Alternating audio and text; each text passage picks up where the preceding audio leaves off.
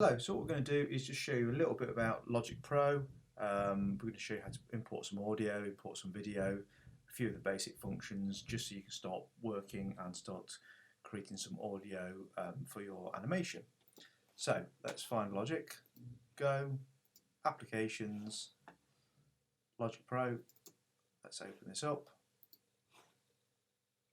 There we go, Logic Pro is loaded. We get this dialog box pop up, so we want to choose an empty project, so we'll choose that, and we get, when Logic Pro first boots up, we get this dialog box here where we can choose what kind of track we want. We've got a software instrument and audio track. These are the two we're going to be concentrating on. So we're going to choose audio, but let's just hit create, and as we can see, it gives us this audio track just here. So I've created my audio track.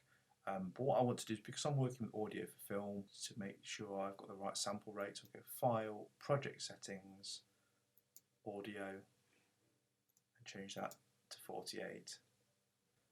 Because we're working with sound for animation, we want to actually bring the movie file through as well. So if we go File, Movie, Open Movie, so we're going to navigate to where our movie files are. So on the desktop, this animation here. So we want to open the movie file and extract the audio, hit OK, and there we go, we can see our animation. I'm just going to shrink this down to make it easy to see. As you see, I've resized the video just so it's easy to see. I want this to be a bit bigger, so I want my audio so I can see it. So let's just stretch this out a bit and let's expand it this way. And there we go, we can see our audio waveforms just there. Let's move this. And if I hit play, we have been trapped for 45 years, and now we're free. There we go, so we can see we've got our video file. I can move my playhead around. To show you one of the most basic functions is just to edit some of the audio. So say we want to get rid of this piece of music here, so let's press play. We're free. So if I switch to the scissors tool, so I can see the music starts there, so I'm going to chop it just there, and I'm going to chop it just there, leaving on this bit where it says we're free. And then I can either, to remove this audio, I could use my eraser tool, or I could press backspace. So what will happen is now, let's just scroll back a little bit. And now We have silence. free. If I realise that actually I still want this audio file, we've not actually got rid of it.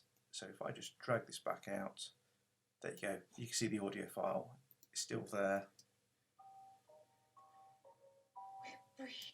And what I can also do as well is, if I highlight both the tracks and go to my glue tool, I can look back together and you wouldn't know I've done any editing at all. I want to put some more audio in this track, so I want to put some music on it. So I'm going to use this track here, so I'm going to click on this track just to highlight it. I'm going to go File, Import, Audio, find my MP3 there, drop it in, and there you go, my audio track has been dropped in. I can move that around wherever I want, but I want it to start at the beginning. If I press play on the space bar, which is for the play function,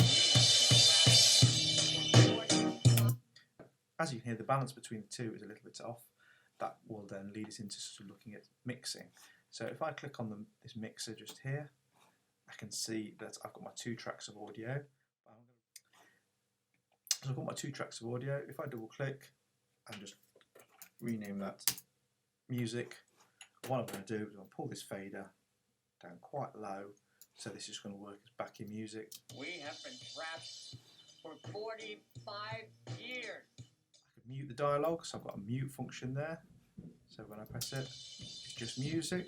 45 Or if I years. press S, it solos it. And now So you can see that'd be useful when mixing between the two and just getting some different levels. Save this project. So File, Save As. And I save the project some way sensible, i.e. let's put it on the desktop. Let's call it and save it. There you go.